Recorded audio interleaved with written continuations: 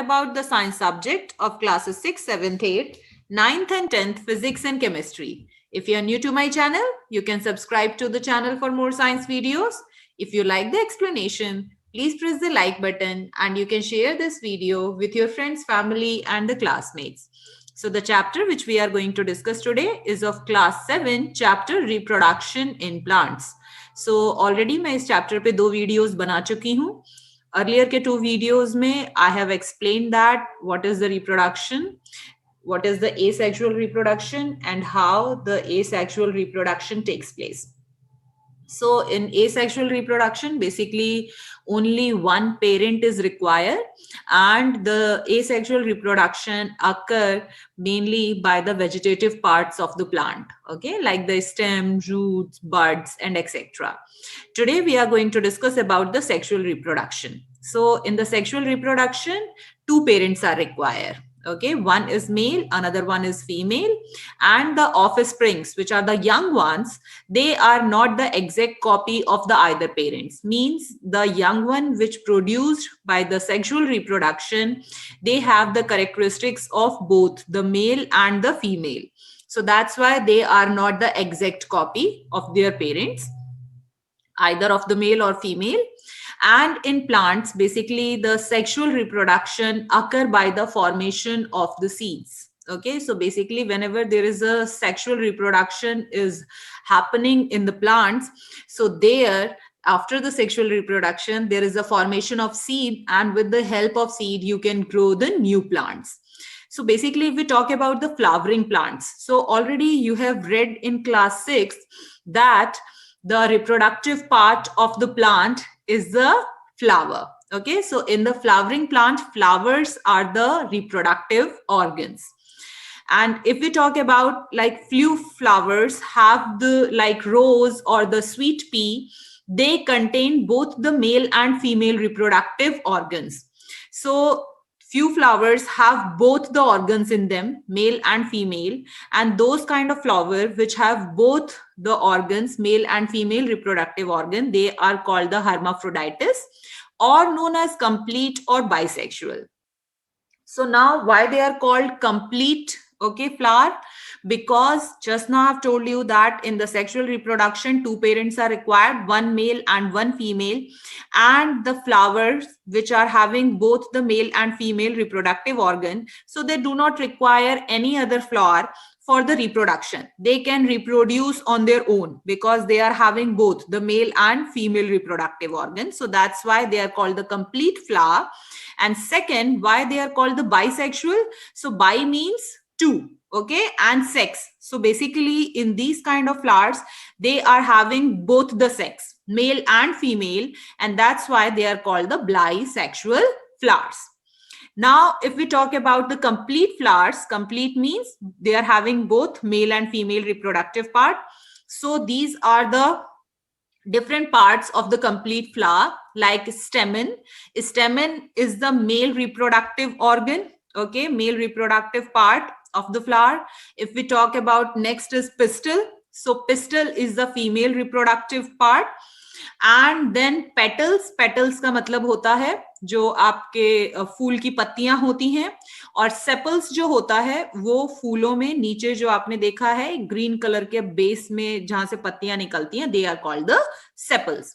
सो जो complete flower होता है it has the male reproductive part, female reproductive part, petals. Petals जो होते हैं फ्लावर के आपने देखा है वो बहुत ही ब्यूटीफुल और कलरफुल होते हैं जिससे कि वो अपनी तरफ insects को attract कर सकें, okay, and the sepal. And if we talk about like other flowers like corn and papaya, they are having either the male or the female reproductive part. They do not have both the male or female reproductive part. So such kind of flowers, those who are having only male or only female reproductive organs, they are called the incomplete flower. Why? Because if the flower is having only the male reproductive organ, then it requires the female reproductive part also in order to reproduce, and the vice versa. Okay, and they are called the unisexual flower. Why? Uni means one. So they are having either male or female. So that's why they are called the unisexual flowers. Now let's move to the male and female reproductive part of the flower. Okay, so the stamen produces the pollen grains which contains the male reproductive cells. So let me show you. And each stamen consists of thin green stalk or a filament with a bag like head called anther. Okay, so in this diagram you can easily see the different parts of the flower, and this is the bisexual flower. Bisexual flower means which is having both the male and female reproductive part.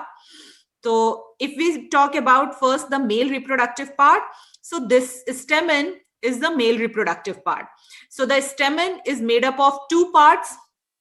First one is anther, second one is the filament. Okay, so as you can see that this red part is the anther and the yellow part is the filament. So what is the purpose of this filament? So the purpose of this filament is that it is connecting the anther to the base of the flower. And then what is the purpose of this anther? So the purpose of the anther is that it produces the pollen grains. Okay, so you must have seen in the rose flower. Okay, so whenever you open the rose and you see inside it, so you see the small yellow color, very small grain like structure. Okay, so they are called the basically pollen grains which are present on the anther. Anther basically produce them, and those pollen grains are having the male reproductive cell in them. Okay, so basically the male reproductive cell which is required for the reproduction, that is present inside the pollen grain, and the pollen grains are present on the anther. Basically anther produces them. Okay, now if we talk about the female reproductive parts, so the the female reproductive part is called the carpel or pistil, pistil. And if we talk about the different parts of the carpel, so as you can see, the head of the female reproductive part is the stigma. Next, the tube which is connecting the stigma and the base of the female reproductive part, that is called the style. And at the base of the female reproductive part, you can easily see the ovary. And in the ovary, there are the ovules which carries the egg inside it. Okay, so whenever there is a fertilization of male gamete and the female gamete, then they both fuse together and they form the new cell over there. Okay, so we are going to study how this happens. So I hope through this diagram it is clear that the male reproductive part is having anther and filament, and the female reproductive part is having the stigma, style, and the ovary. And in the ovary there are ovules which carries the ovum, which is the female gamete. Okay, you can see this is the stem, and these green structure which you are seeing at the base of the flower, they are called the sepals, and these are the petals which are of beautiful colors, red, blue, green, yellow, so that they can easily attract the insect towards them. And why they have to do that, I'm going to explain you right now. So now the next topic which we are going to discuss is the pollination. Okay, so as you can see in this word pollination, it is similar to the pollen grains. Okay, so what happened in the pollination process? So in this, the pollen grains. So if you remember, where are the pollen grains in the flower? So basically pollen grains are produced by the anther, which are the male reproductive part. Okay, so the pollen grains which are present on the anther, they are transferred from anther to the stigma. So what is the stigma? Stigma is the female reproductive part. Okay, so how these pollen grains from anther travels to the stigma? They are done with the help of the wind. या तो हवा चले, हवा चलने के कारण जो anther है वो यहाँ से उड़ के स्टिग्मा पे जाके स्टिक हो जाते हैं, या फिर वाटर की मदद से, जब पानी फ्लो होता है तो वाटर की मदद से वो जाके स्टिक हो जाते हैं एंथर से स्टिग्मा पे, या फिर जब इंसेक्ट्स एक फ्लावर पे बैठते हैं तो उनके जो लेग्स होते हैं उनमें जो पॉलन ग्रेन्स होते हैं वो स्टिक हो जाते हैं, और फिर जब वो दूसरे फ्लावर पे जाके बैठते हैं तो वो सारे के सारे पॉलन ग्रेन्स जो हैं वो स्टिग्मा पे ट्रांसफर हो जाते हैं.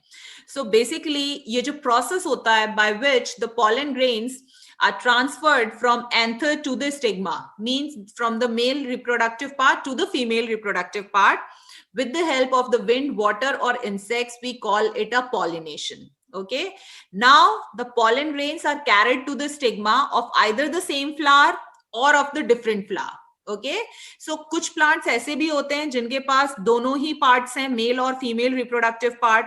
ओके, अब अगर आप देखोगे इस वाले फ्लावर में तो it is having this female reproductive part and these are the male reproductive part.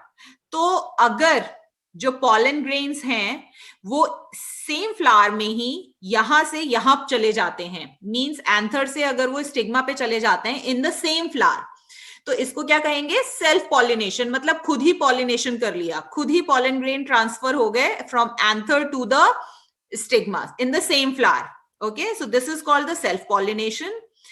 So basically when pollen grains are carried to the stigma of the same flower, that is called the self-pollination. But अगर pollen grains, okay, किसी और flower के stigma पे जाके stick होते हैं, so in that case, but यहाँ पे एक चीज जो इंपॉर्टेंट ध्यान देने वाली है वो ये है कि जो pollen grains किसी और फ्लावर पे जाएंगे वो फ्लावर भी एग्जैक्टली वैसे ही होगा जैसा पहला फ्लावर है जिसके पॉलन ग्रेन ट्रांसफर हो रहे हैं. That is of must be the same kind. Okay, तो वहां पर ऐसे पॉलिनेशन को हम कहते हैं क्रॉस पॉलिनेशन. ओके, नाउ जब पॉलिनेशन हो जाता है, पॉलिनेशन का मतलब क्या हुआ कि जब पॉलन ग्रेन्स ट्रांसफर हो जाते हैं from anther to the stigma. ठीक है, अब जो पॉलन ग्रेन्स होते हैं बेसिकली उसके अंदर मेल के गैमेट्स होते हैं. ओके, सो वो जो मेल के गैमेट्स होते हैं, late me show you, just give me a minute. या ठीक है, अब ये जो पॉलन ग्रेन्स हैं ये यहां से पॉलिनेशन के कारण, मतलब pollination means transfer of pollen grain from anther to the stigma. So जब पॉलिनेशन हुआ तो पॉलन ग्रेन्स यहां से यहां पहुंच गए and the pollen grains are having the male gametes in them. ठीक है, सो वहां पर क्या होता है, पॉलन ग्रेन्स के पास मेल गैमेट के अलावा भी एक ट्यूब होती है. ओके, पॉलन ट्यूब जिसको हम कहते हैं. तो जैसे ही वो स्टिग्मा पे पहुंचते हैं तो वहां पर क्या होता है कि वो जो ट्यूब होती है, पॉलन की ट्यूब, वो एक्सपेंड होने लगती है, बड़ी होने लगती है. ठीक है, और जब वो एक्सपैंड होती है थ्रू द स्टाइल तो वो यहाँ पे जाके आती है और वो जो मेल गैमेट है पॉलन ग्रेन्स में, बेसिकली वो उस ट्यूब के थ्रू यहां से यहां ट्रांसफर होके ओवरी तक पहुंचते हैं. ठीक है, और जब वो ओवरी में पहुंचते हैं तो यहाँ पे ओव्यूल होता है जिसके अंदर ओवम होता है. ओके, सो जब वो मेल गैमेट ओवम के संग जब मिलते हैं तो वहां पे फ्यूजन टेक्स प्लेस करता है, फ्यूज हो जाते हैं दोनों एक दूसरे में, अंदर फ्यूज हो जाते हैं और फिर वहां पे एक नया सेल फॉर्म होता है जिसको हम जाइगोट कहते हैं. ओके, और जब ये प्रोसेस होता है तो उस वक्त जो ओवरी है, ये वाला जो पार्ट आप देख रहे हैं, ये स्वेल्ड हो जाता है. Okay, so after the pollination ovary swells up and change into the fruit. Okay, so ovary जो है वो स्वेलअप हो जाती है और वो फ्रूट बन जाती है. ओके, सो उसके अंदर जो ओव्यूल्स हैं उनका क्या होता है, ovules changes into the seeds. Okay, और उसके बाहर एक कोटिंग आ जाती है सीड्स के.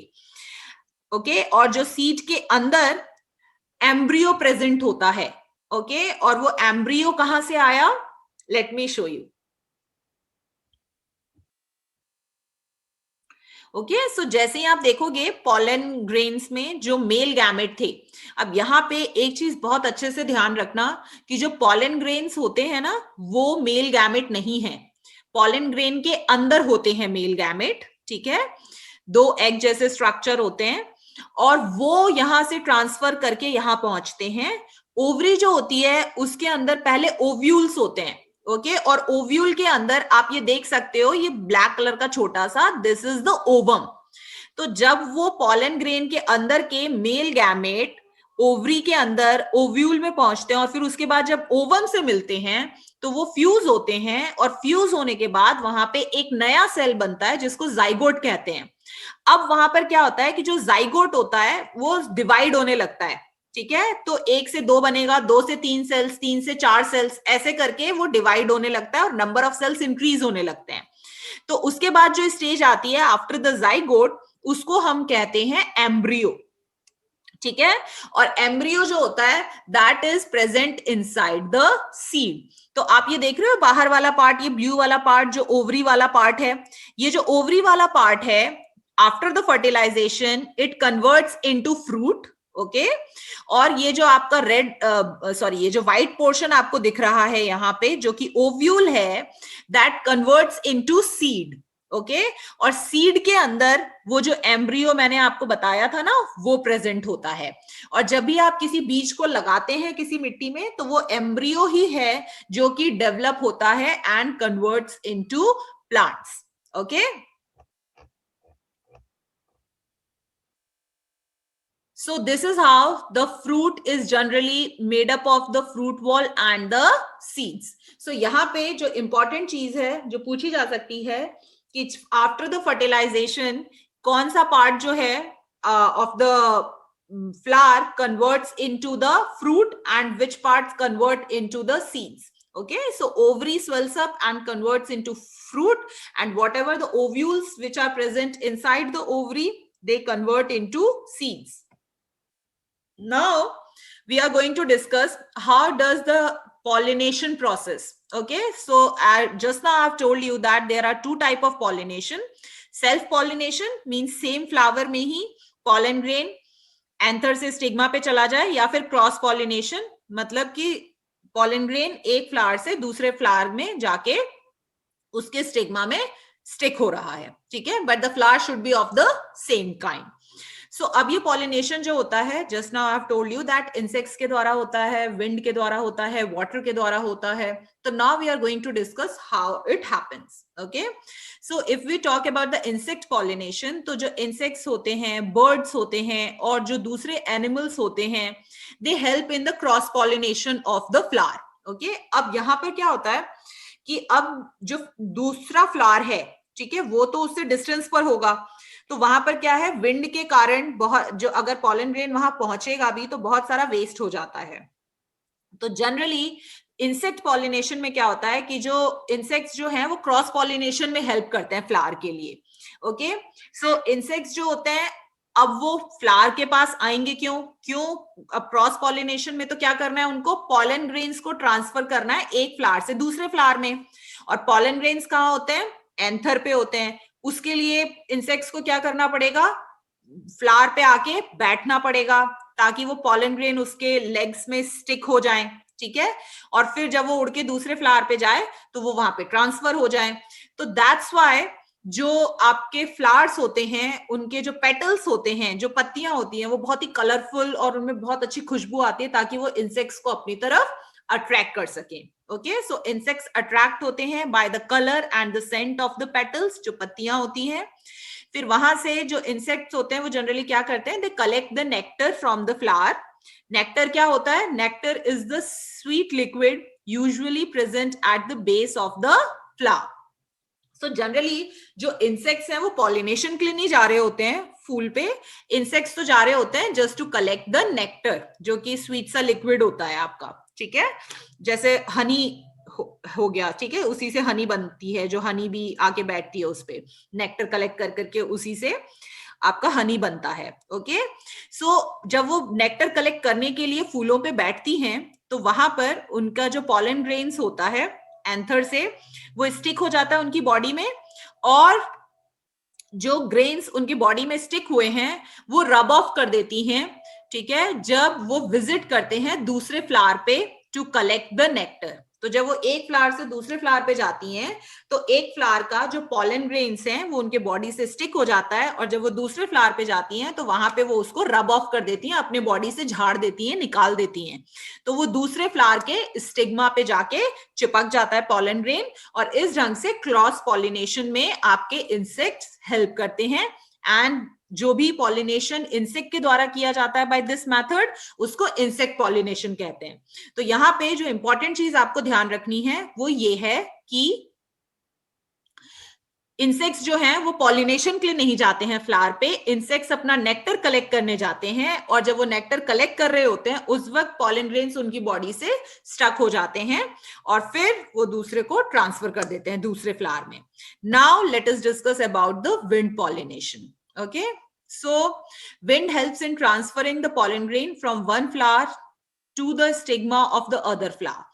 सो अगर एक फ्लावर से दूसरे फ्लावर में पॉलन ग्रेन ट्रांसफर हो रहा है तो इसका मतलब कि यहां पे भी क्रॉस पॉलिनेशन हो रहा है, and this happen mostly in the plant which have a flower with the small petals. Okay, अब as you can see they are showing the pollination by the insect here. This is the insect, okay, when it is collecting the nectar from the base of the flower, okay, and when it sits there, so the whatever the and pollen grains which are present on the anther, it sticks to their body, and when they move to the another flower they rub off the pollen grains, and those pollen grains stick to the stigma and they reaches to the ovary, and there the fusion takes place,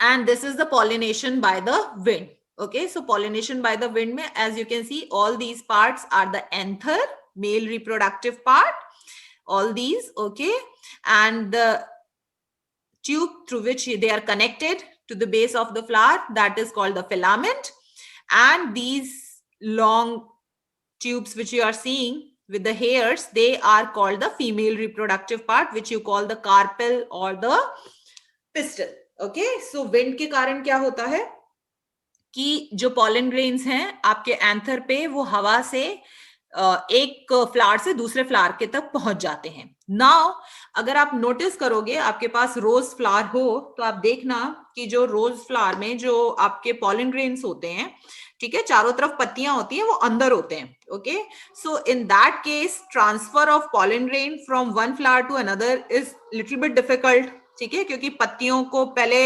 इतना झुंड है उनको cross करके और फिर जाना है। So basically what happens, ये विंड के द्वारा जो क्रॉस पॉलिनेशन अकर करता है वो ऐसे प्लांट्स में करता है जिनकी लीव्स बहुत छोटी होती हैं। सो इजिली pollen grains हवा के द्वारा एक आपके फ्लावर से दूसरे फ्लावर तक पहुंचाए जा सकते हैं। सो यहाँ पे एक चीज याद रखिएगा कि विंड पॉलिनेशन में ये अकर करता है ऐसे फ्लावर्स में जिनमें स्मॉल पेटल्स होते हैं, ओके, और या फिर बिल्कुल भी पेटल्स नहीं होते हैं, तभी इजिली pollen grain हवा से एक फ्लावर से दूसरे फ्लावर पे ट्रांसफर किए जा सकते हैं, and they do not produce the nectar. Now the important thing to notice here is that कि यहाँ पर ऐसे फ्लावर्स जिनमें की पेटल्स नहीं होते हैं या बहुत छोटे होते हैं वो नेक्टर प्रोड्यूस नहीं करते हैं फ्लावर्स। ओके, सो यहाँ पर इंसेक्ट्स तो नहीं आने वाले हैं। ओके, अभी मैंने बताया था ना इंसेक्ट्स आते हैं नेक्टर कलेक्ट करने के लिए, तो अगर इंसेक्ट्स नहीं आएंगे वहां पे नेक्टर कलेक्ट करने के लिए तो फिर कैसे ट्रांसफर होगा, वहां पे ट्रांसफर होगा with the help of the wind, wind के थ्रू ट्रांसफर हो जाते हैं। Okay, so in the absence of the large petals, anther and pistils remain exposed to the wind. क्योंकि जो पत्तियां हैं वो बहुत छोटी छोटी हैं, तो जो आपके एंथर और आपका फीमेल रिप्रोडक्टिव पार्ट है पिस्टल, वो विंड से एक्सपोज होते हैं। ओके, तो इजिली जो pollen grain है वो यहां से वहां ट्रांसफर कराया जा सकता है with the help of the wind. अब विंड पॉलिनेशन किन किन प्लांट्स में होता है, कॉर्न में, व्हीट में, ग्रासेस में। तो एक चीज यहाँ पे जो इंपॉर्टेंट है वो ये ध्यान रखनी है कि विंड पॉलिनेशन उन्हीं प्लांट्स में होता है जिनकी पत्तियां या तो बहुत छोटी हैं और या फिर नहीं है, ठीक है, तो ऐसे प्लांट्स नेक्टर कलेक्ट नहीं करते, तो वहां पे विंड पॉलिनेशन अकर करता है। नाउ अब यहां पर अभी तक हमने क्या पढ़ा कि जो आपका pollen grain है, ओके, वो एंथर से स्टिग्मा तक पहुंच चुका है। अब नाउ वहां पर पहुंचने के बाद क्या होता है और कैसे जो रिप्रोडक्शन प्रोसेस है वो अकर करता है और उसमें फर्टिलाइजेशन प्रोसेस कैसे होता है। तो पॉलिनेशन रिप्रोडक्शन में अगर देखो तो सबसे पहला स्टेप होता है पॉलिनेशन, सो सेल्फ और क्रॉस पॉलिनेशन पढ़ लिया हमने. पॉलिनेशन कैसे होता है? With the help of the insect and with the help of the wind. And now after the pollination the second step of the reproduction is the fertilization. Okay, so जो stigma होता है हर flower का, secrete करता है liquid containing sugar, मतलब बहुत ही चिपचिपा सा लिक्विड वो सिक्रीट करता है. तो पॉलन ग्रेन्स जो होते हैं जैसे ही स्टिग्मा के आसपास भी आते हैं तो वो गिरते नहीं है, वो इजीली स्टिग्मा पे चिपक जाते हैं. ओके, सो पॉलन ग्रेन्स जो होते हैं वो स्टिग्मा पे चिपक जाते हैं due to that sticky liquid, sugar liquid, and वो वहां पे ग्रो होना शुरू कर देते हैं. Okay, so however the pollen grain starts growing only if a liquid is produced by a flower of its own species. Now this is very important कि जब भी pollen grain, ठीक है, आपके स्टिग्मा पे जाके चिपकते हैं, स्टिक करते हैं, तो वहां पे pollen grain जो हैं वो ग्रो करने लगते हैं. और नेक्स्ट, ग्रो करने लगते हैं का मतलब मैं बता देती हूँ आपको. ग्रो करने का मतलब होता है कि जो pollen grain होता है उसमें 2 मेल गैमेट्स होते हैं और एक पॉलन ट्यूब होती है. ओके, तो जैसे ही वो स्टिग्मा पे चिपकते हैं तो वहां पे वो जो पॉलन ट्यूब होती है वो उनकी स्टाइल के अंदर एंटर करने लगती है, नीचे की तरफ बड़ी होने लगती है. ओके, सो अगर ये कब होता है? ये तभी होगा जब जो पॉलन ग्रेन जिस स्टिग्मा पे चिपका है वो फ्लावर भी बिल्कुल वैसा ही लिक्विड सिक्रीट करता हो जैसा पहले उस पॉलन ग्रेन जिस फ्लावर से आया है. मतलब दोनों फ्लावर जो हैं वो बिल्कुल सेम स्पीशीज के होने चाहिए, बिल्कुल एक जैसे होने चाहिए, तभी पॉलन ग्रेन वहां पे ग्रो करेगा. और अगर किसी और फ्लावर का पॉलन ग्रेन किसी और फ्लावर पे चला गया है तो वहां पर पॉलन ग्रेन ग्रो नहीं करेंगे. Let me give you the example. Okay, so suppose करो रोज फ्लावर का जो पॉलन ग्रेन है वो किसी और फ्लावर, एक फ्लावर होता है डायंथस, ओके, उस पे चला गया. तो अगर रोज का डायंथस पे चला गया तो रोज बिल्कुल अलग दिखता है, डायंथस बिल्कुल अलग दिखता है. ठीक है, सो वहां पर इवन दो पॉलन ग्रेन वहां पे पहुंच गया है बट फिर भी वहां पे पॉलन ग्रेन ग्रो नहीं होगा, वहां पे कोई फर्टिलाइजेशन प्रोसेस अकर नहीं करेगा. जब फ्लावर रोज के जब एक रोज का पॉलन ग्रेन दूसरे रोज के स्टिग्मा पे चिपकेगा तभी वहां पे पॉलन ग्रेन ग्रो करेगा, अदरवाइज नहीं तो ग्रो नहीं होंगे. So this is very important कि जो पॉलन ग्रेन है वो ग्रो करना स्टार्ट करते हैं अगर लिक्विड जो कि प्रोड्यूस हो रहा है किसी भी फ्लावर के द्वारा वो बिल्कुल उसी के जैसा हो. ओके, तो 2 रोज के बीच में अगर पॉलन ग्रेन ट्रांसफर हो रहे हैं तो वहां पर एक पॉलन ग्रेन एक जगह से उड़ के और दूसरे के स्टिग्मा पे चिपक रहा है तो वहां पे पॉलन ग्रेन ग्रो करता है. और फिर उसके बाद जो ट्यूब है वो नीचे की तरफ डेवलप होती है और फिर उसके बाद so after the pollination thin tube called the pollen tube जो कि मैंने आपको बताया वो ग्रो करती है from the pollen grains through the pistol and the pollen tube carries the male cell and it grows until it reaches the ovule and enters it, and the male cell moves into the ovule and fuses with the egg to form the zygote. So let me show you first how this happens. Just give me a minute, let me reduce the size of this image. Now you are able to see it. Okay, so as you can see here it is just showing the female reproductive part that is called the pistil or the carpel.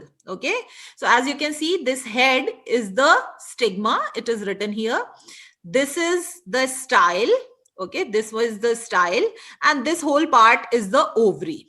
Okay, so as you can see these two are the pollen grains which get stuck with the stigma of a flower. अब as and when जब भी ये pollen grains आके इस पे stick करते हैं तो पहले ही मैंने बताया था कि अगर जो स्टिग्मा लिक्विड सिक्रीट कर रहा है वो बिल्कुल सेम काइंड का है ऑफ द सेम स्पीशीज तभी यहाँ पे पॉलन ग्रेन ग्रो होंगे. मींस कि पॉलन ग्रेन में से जो ट्यूब है वो ग्रो होने लगती है. तो as you can see pollen grain आपने देखा है छोटे छोटे से होते हैं एकदम येलो कलर के. You can see easily see in the rose flower. तो यहाँ पर जैसे ही स्टिग्मा पे चिपकते हैं तो वो लिक्विड से न्यूट्रिशन लेके ये पॉलन ट्यूब ग्रो होने लगती है. As you can see this pollen tube. और फिर वो जो पॉलन ग्रेन है उसमें जो मेल गैमेट होते हैं जो कि फर्टिलाइजेशन के लिए जरूरी हैं, वो मेल गैमेट इस ट्यूब के थ्रू ओवरी से के ओवरी में पहुंचते हैं और फिर वो ओवरी के थ्रू, ठीक है, तो ये जो आपको दिख रहा है this is the ovary and these three structures in this you can see are the ovules, and in that the black dot which you are seeing they are called the egg cells. तो अब यहाँ पे जो male gamete है वो यहाँ से transfer होके स्टिग्मा से पॉलन ट्यूब के थ्रू यहाँ पर एंटर करता है और यहाँ से वो एग सेल में पहुंच जाता है, और जब वो एग सेल में पहुंच जाता है तो जो मेल गैमेट है वो फ्यूज होता है with the female gamete which is the egg present inside the ovule, और यहाँ पे एक नया सेल फॉर्म होता है जिसको हम जाइगोट कहते हैं. Okay, so just now as I have shown you. Now the next we are going to discuss about the seed formation. Okay, अब जाइगोट बन गया. अब जाइगोट के बाद मैंने आपको बताया था ना कि जब फर्टिलाइजेशन हो जाता है तो उसके बाद जो ओवरी है वो स्वेल्स अप हो जाती है, सूज जाती है, और उसके बाद जो ओवरी है वो कन्वर्ट होती है फ्रूट में, और जो ओव्यूल्स हैं वो कन्वर्ट होते हैं into the seeds. So seed कैसे बनते हैं? After the formation of zygote the petals, sepals and the stamens wither away and fall off. Okay, so just let me show you in the flower. Just give me a minute. Yeah. Okay, so जैसे ही यहाँ पर जो male gamete है आके यहाँ fuse हो गया, zygote बन गया. ओके, अब जाइगोट बनने के बाद अब इनमें से किसी की भी जरूरत नहीं है, किसी की भी मतलब सेपल की भी जरूरत नहीं है, ये भी उड़ जाता है, पेड़ जो आपका फ्लावर है उसमें से गिर जाता है, पेटल सारे झड़ जाते हैं, ये मेल रिप्रोडक्टिव पार्ट जो है एंथर और फिलामेंट्स ये भी सारे चले जाते हैं. So what is left with, what we are left with, the female reproductive part only. Okay, फिर यहां पर क्या होता है, just give me a minute.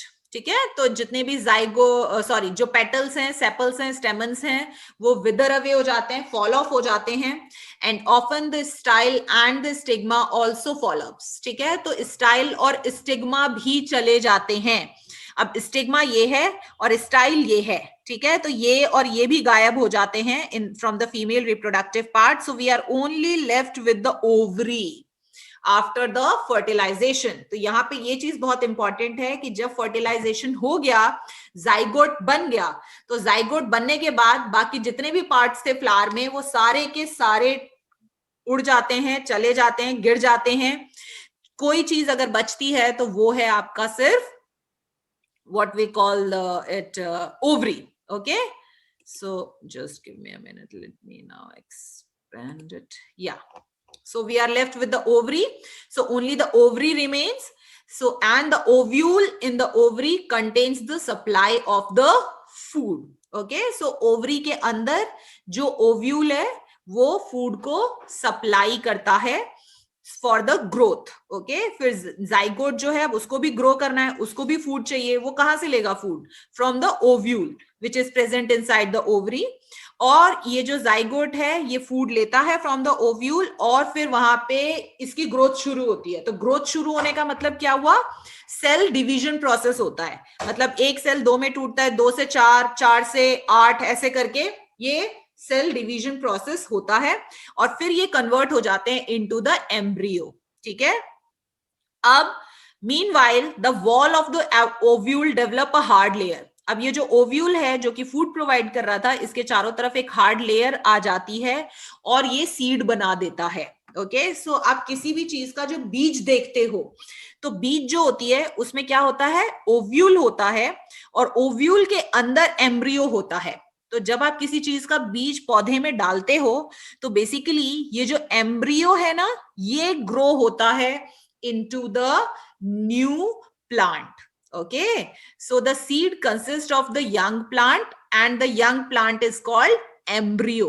Okay, with stored food sealed inside with in a hard layer. तो अगर आप चना देखोगे, ठीक है, चने का पौधा उगाना है तो आप क्या करते हो? चने को पानी में डालते हो, पौधा भी नहीं उगाया हो तो आपने एटलीस्ट स्प्राउट्स बनाए होंगे. तो जब आप पानी में डाल देते हो तो आपने देखा होगा उसमें स्प्राउट्स निकलने लगते हैं. ठीक है। तो जनरली वो जो चने की जो आपके ब्राउन कलर, काला चना अगर मैं लूं तो काले चने में जो बाहर वाली लेयरिंग है, ठीक है, so that is the hard cover, okay, जो कि अंदर की चीजों को प्रोटेक्ट कर रहा है, जो ब्राउन लेयर है। फिर काले चने की जो लेयर हटा दोगे तो उसके अंदर आपको येलोइश कलर के 2 कॉटिलिडन्स दिखेंगे, ओके। सो बेसिकली वो क्या है, ओव्यूल्स हैं जिनके अंदर खाना स्टोर है, और उसके अंदर भी एक छोटा सा एम्ब्रियो होता है जो कि नया प्लांट में ग्रो होता है जब आप किसी भी सीड को डालते हैं। तो this is how fertilization process occur in plants. Now the next is the germination. Okay, so if we talk about the germination, so germination का मतलब क्या होता है कि जो बीज है उसमें से पौधा निकलने लगे, okay, seed begin to grow. So जो प्रोसेस होता है जिसमें कि सीड ग्रो होने लगता है उसको हम जर्मिनेशन कहते हैं। और जब सीड जर्मिनेट होता है तो सीड को जर्मिनेट होने के लिए आप देखना, जो उसकी सीड कोट है, मतलब जो उसका छिलका होता है बीज का, वो स्प्लिट हो जाता है, टूट जाता है, ठीक है। और फिर उसके अंदर से जो टाइनी रूट्स हैं पहले ग्रो होती हैं जमीन के अंदर नीचे की तरफ, और फिर शूट्स ग्रो होते हैं ऊपर की तरफ, ओके। और फिर ये प्रोड्यूस करते हैं सीडलिंग ऑफ द प्लांट्स, ठीक है। तो उसके बाद जब छोटे छोटे रूट्स और छोटे छोटे शूट्स ग्रो हो जाते हैं तो उसको हम सीडलिंग कहते हैं प्लांट का। और फिर उसके बाद वो जो सीडलिंग्स होते हैं फिर से वो और ग्रो होते हैं और फिर वो नए प्लांट में कन्वर्ट हो जाते हैं। और इन सब चीजों को बहुत टाइम लगता है, एक सर्टेन पीरियड लगता है इन ऑर्डर टू ग्रो। और फिर जब वो ग्रो होते हैं तो फिर से उनमें फूल निकलते हैं, फिर से जब फूल निकलते हैं तो वहां पर पॉलिनेशन होता है, ठीक है। फिर जब पॉलिनेशन होता है वहां पे तो फर्टिलाइजेशन होगा, फर्टिलाइजेशन होगा तो जो आपके मेल गैमेट हैं और फीमेल गैमेट जो कि पॉलन ग्रेन में होते हैं और ओवरी में होते हैं, फिर से वो फ्यूज होंगे, फ्यूज होंगे तो फिर से जाइगोट बनेगा, जाइगोट बनेगा तो फिर वो डिवाइड होंगे into the number of cells, फिर वो एम्ब्रियो में कन्वर्ट हो जाएंगे। और फिर उसके बाद वहां पे बाकी के सारे जो पार्ट्स होते हैं प्लांट फ्लावर के वो सब झड़ जाते हैं। The only part which is left after the fertilization and formation of zygote and that is the ovary, ठीक है। तो वो जो ओवरी होता है फिर से वो आपका फ्रूट बन जाता है और जितने भी ओव्यूल्स हैं वो सीड्स में कन्वर्ट हो जाते हैं। और ओव्यूल्स के अंदर भी आपके एम्ब्रियो प्लांट होता है, ओके, जिसको बेबी प्लांट कहते हैं हम। तो वो एम्ब्रियो ही है जो कि ग्रो होता है into the new plant and this circle keeps revolving, okay, ये साइकिल हमेशा चलता रहता है like this. So plant make the seeds, तो प्लांट से सीड बनता है और फिर उन्हीं सीड से हम नए प्लांट्स बना लेते हैं, okay. But if the seed just fall to the ground under the parent plant they might not get enough sun and water और द न्यूट्रिएंट। मतलब कि अगर मान लो कि कोई जो फल है वो ऊपर से नीचे गिरा, ओके, और पेरेंट प्लांट के बगल में ही कहीं गिर गया है साइड में, और वो सीड अगर मिट्टी से दब भी जाता है तो वो उतना अच्छे से प्रॉपर ग्रो नहीं हो पाता, क्योंकि हर प्लांट को ग्रो करने के लिए इनफ सनलाइट चाहिए, वाटर चाहिए, न्यूट्रिएंट चाहिए, ओके। सो वहां पे उसको प्रॉपर सनलाइट, वाटर और न्यूट्रिएंट नहीं मिल पाते, इसीलिए वहां पे वो ग्रो नहीं होते। तो इसीलिए जनरली क्या किया जाता है कि जो प्लांट्स के सीड्स होते हैं, ओके, उनको अच्छे से उनकी खेती की जाती है, उन एग्रीकल्चर प्रैक्टिस फॉलो किए जाते हैं और उनसे नए प्लांट्स ग्रो किए जाते हैं, ओके। और जो सब्सटेंस उनको प्रोवाइड करता है nourishment for the growth and the metabolism from the soil. तो आप सबको पता है कि जो सॉइल होते हैं उसमें सारे न्यूट्रिएंट्स होते हैं और जो प्लांट है वो उसी में से वाटर और मिनरल लेता है to grow, okay, from the soil. And I have already explained you in the transpiration chapter that with the help of the osmosis process ये जो water और mineral है ये roots के द्वारा absorb होता है from the soil and it is reached to the each part of the plant, okay. So plants जो है वो खुद तो चल के जा नहीं सकते और अपने सीड्स को एक जगह से दूसरी जगह पहुंचा नहीं सकते, तो इसीलिए प्लांट्स को डिफरेंट मेथड ऑप्ट करने पड़ते हैं। So the last topic is the most common method for the dispersal or the movement, okay, जो प्लांट के सीड्स हैं, ठीक है, वो खुद तो चल के जा नहीं सकते एक जगह से दूसरी जगह, तो वो कैसे एक जगह से दूसरी जगह मूव किए जाते हैं, okay. By the natural process also. आप तो आपने अगर खेती की है तो आप तो उसमें से बीज निकाल के खुद ही जाके डालोगे, बट जो इतने बड़े बड़े से जंगल क्रिएट हो जाते हैं, ठीक है, तो वहां पे भी प्लांट उगने का तो सेम ही प्रोसेस है ना, तो कैसे वो जो बीज हैं वो एक जगह से दूसरी जगह पहुंचते हैं। तो the methods are wind, water, animal explosion and the fire. So यहाँ पे मैं एक चीज बता दूं, कंफ्यूज मत होना, हमने जो पहले डिस्कस किया था जो विंड और आपके इंसेक्ट्स के थ्रू, वो हमने पॉलिनेशन के लिए डिस्कस किया था। पॉलिनेशन मतलब पॉलन ग्रेन ट्रांसफर होते हैं from one flower to the another flower, okay, और within the flower itself, तो वो इंसेक्ट की मदद से होते हैं और विंड की मदद से होते हैं। बट अगर हम बात कर रहे हैं कि सीड्स कैसे एक जगह से दूसरी जगह पहुंचते हैं, तो सीड्स के बारे में ये 4 मेथड्स हम पढ़ने वाले हैं। ओके, सो सबसे पहला बात करते हैं seed dispersal by the wind.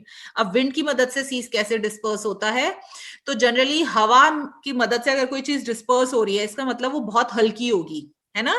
सो जो सीड होता है कॉटन का, तो कॉटन को देखो आप, इतना हल्का होता है, फूंक मारो तो उड़ के चला जाता है कहीं भी, तो हवा के संग वो इजिली उड़ के जा सकता है। या फिर डैंडलिन का, ठीक है, उनके पास बहुत ही छोटे छोटे से हेयर्स होते हैं जो कि सराउंड करते हैं। एंड जो मैपल सीड्स होते हैं उनके पास विंग्स होते हैं। ओके, सो इसके कारण वो इजिली लाइट होते हैं and they have the tiny hair surrounding them. Okay, maple seeds has the wings, तो जिसके कारण वो इजिली एक जगह से उड़ के दूसरी जगह पर पहुंच जाते हैं। सो इस ढंग से जो कॉटन और डैंडलिन के सीड्स होते हैं या मैपल के सीड्स होते हैं वो डिस्पर्स होते हैं with the help of the wind. Now the seed dispersal by the water. Okay, अब वाटर के थ्रू अगर सीड को डिस्पर्सल करना है तो इसका मतलब कि वही सीड्स वाटर के थ्रू डिस्पर्स हो सकते हैं जिनके प्लांट्स वाटर के आसपास हों, है ना। सो जो कोकोनट सीड है उसका बहुत ही थिक कोट ऑफ फाइबर होता है जो कि इजिली उसको पानी में तैरने में मदद करता है। तो आपने कभी नोटिस किया होगा जो छिलके वाला नारियल होता है ना, बहुत बार पूजा करके और लोग पानी में फ्लोट करवा देते हैं, तो वो इजिली फ्लोट होता है। सो बेसिकली कॉटन का जो बीज होता है उसमें बहुत थिक कोट होता है फाइबर का, जिसके वो कारण वो इजिली फ्लोट होके एक जगह से दूसरी जगह पहुंच सकता है। सिमिलरली लोटस फ्रूट जो होते हैं उसमें भी स्पंजी पार्ट्स होते हैं, ठीक है, जिसके कारण वो बहुत हल्के हो जाते हैं और पानी में इजिली फ्लोट कर सकते हैं। और फिर ये जो प्लांट्स होते हैं, ये जिनके सीड्स वाटर के थ्रू बेसिकली एक जगह से दूसरी जगह डिस्पर्स किए जा रहे हैं, मूव करवाए जा रहे हैं, तो वो प्लांट्स हमेशा ग्रो करते हैं नियर द वाटर। ओके, और फिर उनके सीड्स जो हैं वो पानी की मदद से एक जगह से कैरी ऑफ करके, मान लो कि किसी रिवर में गिर गया अगर उसका सीड, तो फिर वो रिवर के संग चलते चलते कहीं और चला जाएगा और वहां पे फिर वो ग्रो हो जाता है मिट्टी में दब के। Next is seed dispersal by the animals. सो कुछ सीड्स जो होते हैं जैसे जेंथियम और टाइगर नेल्स, उनके पास हुक्स होते हैं और स्पाइंस होती हैं। स्पाइंस मतलब कांटे जैसे होते हैं, ठीक है, तो वो क्या करते हैं, इजिली जो एनिमल्स होते हैं उनके बॉडी के संग स्टक कर जाते हैं, फर में उनके चिपक जाते हैं, ठीक है, उनके क्लोथ्स में चिपक जाते हैं। और एनिमल क्लोथ नहीं पहनते, एनिमल मतलब वो हमारे बारे में बात कर रहे हैं अगर क्लोथ्स की बात हो रही है तो, ठीक है। सो हमारे बॉडी में चिपक जाते हैं, हमारे क्लोथ्स में चिपक जाते हैं, या एनिमल की बॉडी या फर के संग चिपक जाते हैं और फिर वो दूसरी जगह पर चले जाते हैं और फिर वहां पे वो मिट्टी में दब के और नया प्लांट ग्रो कर सकते हैं। Last is explosion of fruit. So fruits जो होते हैं जैसे कि जेरेनियम, बाल्सम और पी बर्स्ट ऑन ड्राइंग, तो जनरली इनके जो कुछ फ्रूट्स जो होते हैं जब वो सूख जाते हैं, ड्राई हो जाते हैं, तो उसके बाद वो फट जाते हैं अपने आप ही, ठीक है। तो जब वो फटते हैं ड्राई होने के बाद, तो उसके अंदर से उनके जो बीज हैं वो गिर जाते हैं बाहर, ठीक है। और जब वो फटेंगे तो ऑब्वियसली वो दूर जाके गिरेंगे बीज, तो वहां पर इजिली जो नए प्लांट्स हैं वो ग्रो किए जा सकते हैं। So this is it about this chapter. So I hope you like the video. So just press the like button if you like the video, and you can share it with your friends and family. So thank you for watching. Till then, take care. Bye bye.